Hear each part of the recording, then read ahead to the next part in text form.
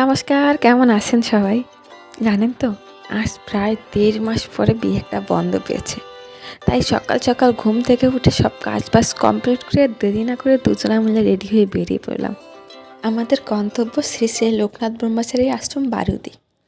আগে কখনো যাইনি, ফার্স্ট টাইম। তার জন্য খুব এক্সাইটেড। এই তো আমরা এই যে গাড়িতে উঠে গেছি। আর এই যে এইখানটা রাস্তাটা না খুব একটা ভালো না, আর কাজ চলছে তো অনেকটা প্রবলেম হচ্ছিল, প্রচুর ঝাঁক ছিল। কিন্তু কি করার, গন্তব্য যেখানে সেখানে তো আমাদের পৌঁছাতেই হবে। তবে হ্যাঁ, শহরের গণ্ডি পেরিয়েই যখনই আমরা গ্রামের দিকে চলে এসেছি, তখন এই সবুজ শ্যামল প্রকৃতিটা দেখতে এত ভালো লাগছিল, মনের ভিতরে অন্যরকম একটা শান্তি কাজ করছিল। এই দেখেন না, কথা বলতে বলতে চলে আসছি আমরা। এখন আমাদের এই স্ট্যান্ডে নামিয়ে দেবে, এরপরে আমরা হাঁটতে হাঁটতে চলে যাব। জানেন তো, অটো থেকে নেমে মন্দিরে ঢুকতে না ঢুকতেই একটা কাকিমা গেটের সামনে আমাদের সামনে এসে দাঁড়ালো। তো কাকিমাটা আমার হাতটা নিয়েই এই লাল সুতোটা বেঁধে দিল, আর আমাদের কপালে তিলক কেটে দিল। এরপর তাকে কিছু প্রণামী দিল। জানেন তো, এই লাল সুতোটা না একসময় আমাদের ইমোশন ছিল, এখন এটার সাথে যোগাযোগ নেই বললেই চলে।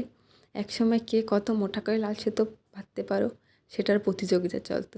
স্কুল লাইফটাই অনেক হয়েছে এরকম, বাট এখন লাল সুতোটা সেইভাবে বাঁধা হয় না। তো অনেক দিন পরে লাল সুতোটা বেঁধে ভালোই লাগছে। তো এই যে আমরা মেইন মন্দিরে চলে এসেছি, এটা হচ্ছে লোকনাথ মন্দির। তো আমরা এসে দেখি এখানে পূজা অর্চনা হচ্ছে প্রায় শেষের দিকে, তাই আমি প্রণাম করে কিছুক্ষণ দাঁড়িয়ে গেলাম, বেশ ভালোই লাগছিল। আমার ভক্তবৃন্দ কি আমার ভক্তবৃন্দ কি জয় বাবা লোকনাথ। পূজা অর্চনা না শেষ হয়ে গেছে। চলুন তাহলে এখন আপনাদের চারপাশটা একটু ঘুরে দেখাই।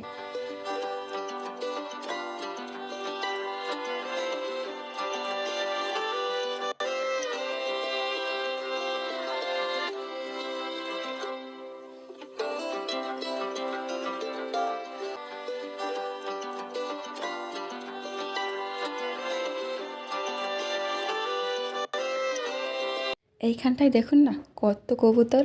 কবুতরগুলো কী সুন্দর খেলা করছে, আর সবাই ওদের খাবার দেওয়ার জন্য ডাকছে, এসে এখান থেকে খেয়ে যাও। বেশ ভালো লাগছিল কিন্তু। সাদা কালো কবুতর কী সুন্দর উড়ে বেড়াচ্ছিল, আর ওইখানটায় ছাদের পরটায় ওদের জন্য ঘর করে দেওয়া হয়েছে। চলুন তাহলে এই ভিডিওটা আর বড় না করি, বাকিটুকু দেখার জন্য শ্রী শ্রী লোকনাথ ব্রহ্মচারী পার্ট 2 অবশ্যই দেখে নেবেন।